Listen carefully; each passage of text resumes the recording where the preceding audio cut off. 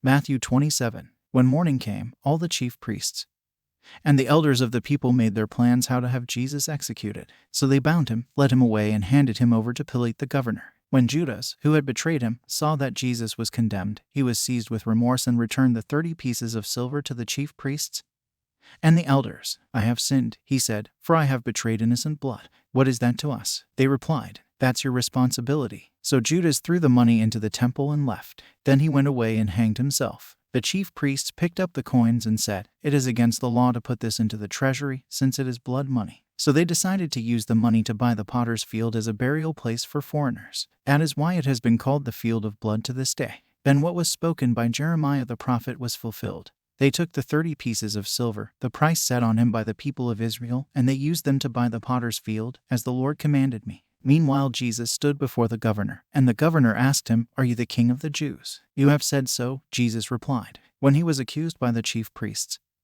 and the elders, he gave no answer. Then Pilate asked him, don't you hear the testimony they are bringing against you? But Jesus made no reply, not even to a single charge, to the great amazement of the governor. Now it was the governor's custom at the festival to release a prisoner chosen by the crowd. At that time, they had a well-known prisoner whose name was Barabbas. So when the crowd had gathered, Pilate asked them, which one do you want me to release to you, Barabbas or Jesus who is called the Messiah? For he knew it was out of self-interest that they had handed Jesus over to him. While Pilate was sitting on the judge's seat, his wife sent him this message, don't have anything to do with that innocent man, for I have suffered a great deal today in a dream because of him. But the chief priests and the elders persuaded the crowd to ask for Barabbas and to have Jesus executed. Which of the two do you want me to release to you? Asked the governor. Barabbas, they answered. What shall I do, then, with Jesus who is called the Messiah? Pilate asked. They all answered, crucify him. Why? What crime has he committed? Asked Pilate. But they shouted all the louder, crucify him. When Pilate saw that he was getting nowhere, but that instead an uproar was starting, he took water and washed his hands in front of the crowd.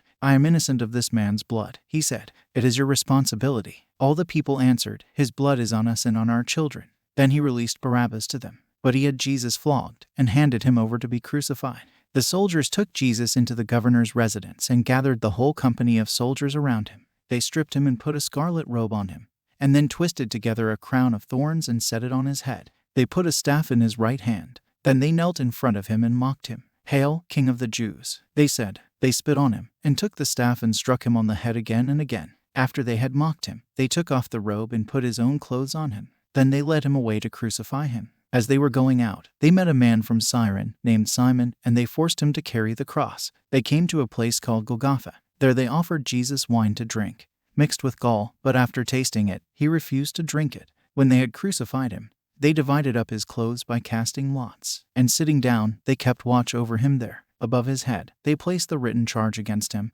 This is Jesus, the King of the Jews. 2 rebels were crucified with him, one on his right and one on his left. Those who passed by hurled insults at him, shaking their heads and saying, you who are going to destroy the temple and build it in 3 days, save yourself. Come down from the cross, if you are the Son of God. In the same way, the chief priests, the teachers of the law, and the elders mocked him. He saved others, they said, but he can't save himself. He's the King of Israel. Let him come down now from the cross, and we will believe in him. He trusts in God. Let God rescue him now if he wants him, for he said, I am the Son of God. In the same way, the rebels who were crucified with him also heaped insults on him. From noon until 3 in the afternoon, darkness came over all the land. About 3 in the afternoon, Jesus cried out in a loud voice, Eli, Eli, lema sabachthani. When some of those standing there heard this, they said, he's calling Elijah. Immediately one of them ran and got a sponge. He filled it with wine vinegar, put it on a staff, and offered it to Jesus to drink. The rest said, now leave him alone. Let's see if Elijah comes to save him. And when Jesus had cried out again in a loud voice, he gave up his spirit. At that moment, the curtain of the temple was torn in 2 from top to bottom. The earth shook, the rocks split, and the tombs broke open. The bodies of many holy people who had died were raised to life. They came out of the tombs after Jesus' resurrection and went into the holy city and appeared to many people. When the centurion and those with him who were guarding Jesus saw the earthquake and all that had happened, they were terrified and exclaimed, surely he was the Son of God. Many women were there, watching from a distance. They had followed Jesus from Galilee to care for his needs. Among them were Mary Magdalene, Mary the mother of James and Joseph, and the mother of Zebedee's sons. As evening approached, there came a rich man from Arimathea, named Joseph, who had himself become a disciple of Jesus. Going to Pilate, he asked for Jesus' body, and Pilate ordered that it be given to him. Joseph took the body, wrapped it in a clean linen cloth, and placed it in his own new tomb that he had cut out of the rock. He rolled a big stone in front of the entrance to the tomb and went away. Mary Magdalene and the other Mary were sitting there opposite the tomb. The guard at the tomb. The next day, the one after preparation day, the chief priests and the Pharisees went to Pilate. Sir, they said, we remember that while he was still alive that deceiver said, after 3 days I will rise again. So give the order for the tomb to be made secure until the 3rd day. Otherwise, his disciples may come and steal the body and tell the people that he has been raised from the dead. This last deception will be worse than the first. Take a guard, Pilate answered. Go, make the tomb as secure as you know how. So they went and made the tomb secure by putting a seal on the stone and posting the guard.